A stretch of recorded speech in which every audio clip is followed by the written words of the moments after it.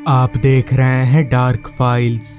तो चलिए बढ़ते हैं आज की इस कहानी की ओर। ये घटना आज से करीब 40 साल पहले की है, जो कि मेरे दादाजी के साथ घटी थी। ये पूरी घटना मैं आपको दादाजी की जुबानी सुनाऊंगा। आज से 40 साल पहले हमारा गांव शहर के मुकाबले काफ़ी पिछड़ा हुआ था। उस समय हमारे गांव में ना तो बिजली की सुविधा थी और ना ही ट्रेन या बस की। हमारे गांव से स्टेशन 40 किलोमीटर दूर था, जहां पहुंचना एक दिन में संभव नहीं था।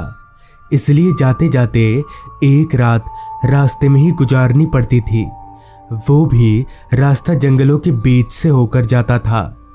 एक दिन अचानक ही मुझे कहीं जाना पड़ गया, जिस कारण मुझे ट्रेन पकड़ना था। मगर इतना लंबा रास्ता पैदल तय करना, ऊपर से एक रात जंगल में गुजारना, ये सोचकर मैं थोड़ा चिंता में पड़ गया। अभी मैं सोच ही रहा था कि तभी मुझे याद आया कि गांव के जमींदार साहब की एक छोटी सी हवेली जंगल में है।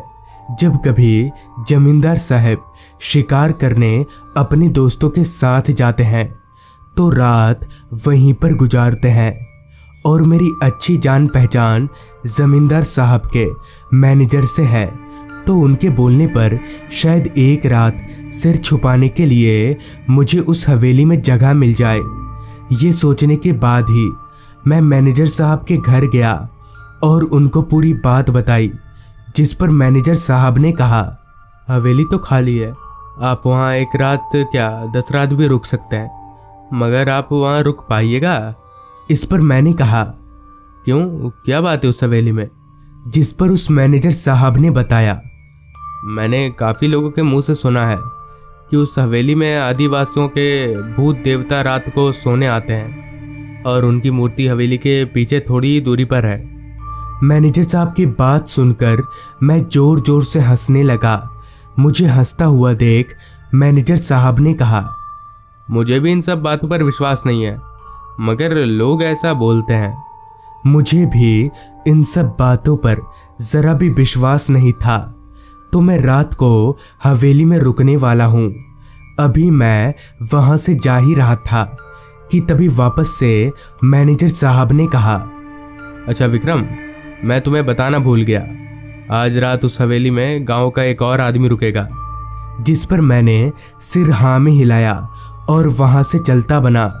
घर पहुंचकर मैंने जब वक्त देखा तो वक्त हो रहा था सुबह के 9 बजे का।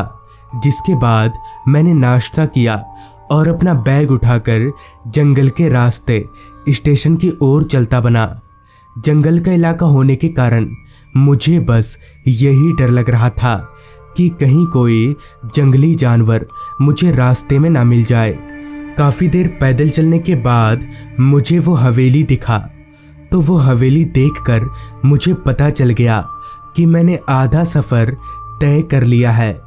अब अंधेरा भी होने वाला था, तो मैं चलकर हवेली के अंदर गया तो मैंने देखा कि एक आदमी बरामदे पर बैठकर बीड़ी पी रहा है। थोड़ा नज़दीक जाकर देखने से मुझे पता चला कि वो राजेश है, जो हमारे ही गांव में रहता है, और शायद मैनेजर साहब ने मुझे इसी के बारे में बताया था। मैं चलकर राजेश के पास गया और हम दोनों बैठकर बातें करने लगे। राजेश को भी पहले से उस भूत देवता के बारे में पता था, मगर वो भी इन सब बातों में विश्वास नहीं करता था। खैर, अभी हम बातें कर ही रहे थे, तभी मैंने राजेश से पूछा, तूने क्या उस पुतले को देखा है? जिस पर राजेश ने कहा, हाँ मैंने देखा है, वो काफ़ी डरावना सा दिखने वाला एक लकड़ी का पुतला है। राजेश की इस बात को सुनकर मुझे भी उस पुतले को देखने का मन हुआ, लिहाजा मैं उठकर हवेली के पीछे उस पुतले को देखने चला आया। कुछ कदम चलने के बाद मुझे वो पुतला दिखा, तो सच में वो एक लकड़ी का काफ़ी डरावना सा पुतला था, मानो किसी ने किसी भूत को पुतले में बदल दिया हो। खैर मैं चलकर हवेली वापस आ गया। मेरे वापस आने के करीब 5 मिनट के बाद ही काफ़ी तेज बारिश शुरू हो गई, वो भी कड़कती बिजली के साथ। अब अंधेरा भी हो चुका था, जिसके बाद मैं और राजेश कमरे के भीतर गए और बैठकर गप्पे लड़ाने लगे। करीब 2 घंटे बैठकर बातें करने के बाद राजेश दूसरे कमरे में जाकर सो गया।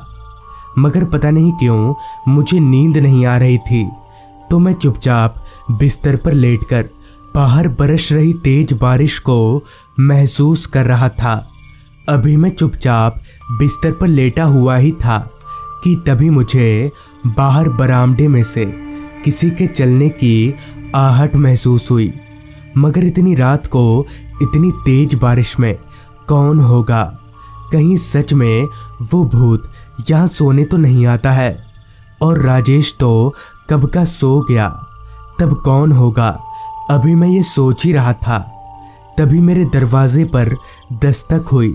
वो दस्तक इतनी जोरदार हो रही थी मानो कोई काफ़ी गुस्से से मेरा दरवाज़ा खटखटा रहा हो।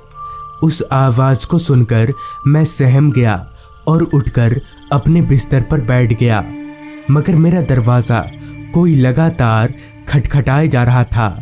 काफ़ी देर दरवाज़ा खटखटाने के बाद भी जब मैंने दरवाज़ा नहीं खोला तो उसने दरवाजे पर लात मारना शुरू कर दिया और तभी मुझे बाहर से किसी के कुछ बोलने की आवाज़ सुनाई दी।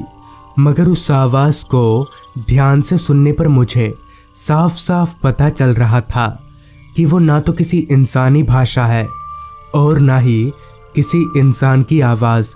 अभी मैं डर से काँप ही रहा था कि तभी एकदम से दरवाजे पर दस्तक और वो आवाज़ बंद हो गई।